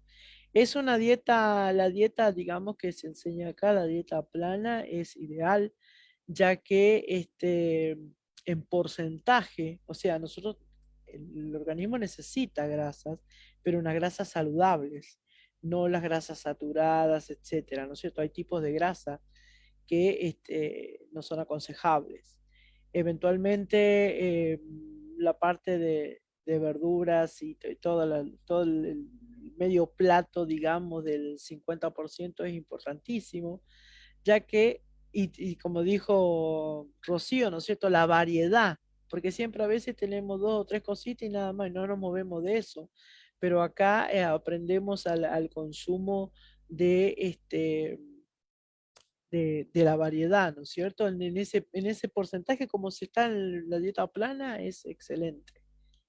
Y la parte, obviamente, la parte emocional tiene mucho que ver en el asunto de las gastritis, de las úlceras, la parte del tubo digestivo, lo que lleva a la punta, la causa es la parte emocional, ¿no es cierto? El estrés, el- los problemas diarios que hay, etcétera, ¿no es cierto? Todo va a repercutir en nuestro tubo digestivo, ¿no? Hay un tema que son las emociones y el aparato digestivo, que también creo que hablé acá, no sé. Pero también tiene que ver porque cómo se manifiestan las emociones en el aparato digestivo y el aparato digestivo cómo repercute con las emociones, ¿no? Es una ida y vuelta, ¿no? No sé si respondí bien a la pregunta de Abraham. Yo creo que sí, nos estás ayudando bastante. Como te dije, ya hay bastantes preguntas, pero una más, ya estoy reactivando el micrófono, Pamela, pero no responde. Así que la última pregunta sería, Aquí. Señorita, Pamela. ¿Pamela? Sí. Ya. Sí, lo que pasa es que está a nombre de mi hija. Ok, Pero, adelante. bueno, la saludo a la doctora y quisiera hacerle una preguntita. Resulta que yo Sí. hace como 10 años sufro de miastenia gravis, que es la enfermedad base, y aparte de esa enfermedad, hipotiroidismo y asma, pero de los remedios que yo tomo son muchos inmunosupresores, especialmente, ¿no es cierto?, la prednisona y acetoprina. Quería hacer una consulta a la doctora lo siguiente, el aparato digestivo, en este caso el estómago, ¿cómo se puede recuperar la flora? Porque a mí me dijeron que podía hacerlo con kefir o yogur de pajarito, como le llamamos aquí en Chile. Eso es lo que yo estoy tomando. Y quisiera la última pregunta de los antibióticos. ¿A qué se debe, por ejemplo, a mí me recetan antibióticos? Porque generalmente con los inmunosupresores sufro de problemas a los pulmones, me da generalmente neumonía. Entonces me recomiendan antibióticos. Yo lo estuve tomando, pero la última vez me irritó la parte del ano, me irritó mucho. Entonces no sé a qué se deberá eso, si a lo mejor ya la flora está más delicada o cómo lo puedo revertir. Esas dos preguntitas. Y a través del kefir si es bueno tomarlo. Gracias. Sí, excelente. ¿Qué tal? No sé el nombre. Nilsson, mi nombre, perdón. Nilsson. Luis, ok. Es excelente el kéfir, que es un probiótico, y que es lo que va a componer la microbiota. Es importantísimo con todo lo que tienes, tener una buena microbiota. Con la alimentación, con una buena alimentación se compone la microbiota, ¿no? Tener todos los alimentos, los probióticos, los fermentados, eventualmente los germinados también, ¿no? Pero es importantísimo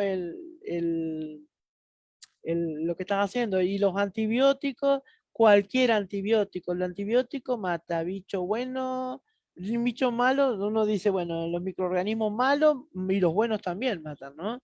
Entonces por eso hay que tener un balance bien importante, de tener una buena microbiota, por el sistema inmunológico también, porque el sistema inmunológico, el 80% se forma en el intestino grueso, con una buena microbiota. Entonces, todo eso cierra, ¿no es cierto? Que es, obviamente, para no tomar cosas polivitamínicos, yo que sé cuánto, todo en la farmacia, sino que en su casa tener una alimentación sana. Y con esa alimentación sana podemos, con todo lo natural, ¿no es cierto? Una palabra. Excelente. Muchas gracias, querida Adriana. Ya dejé tu número y también estoy Sí, no hay dejando. ningún problema. Si tiene algún, me Mm, manda por WhatsApp o me llama, no hay problema.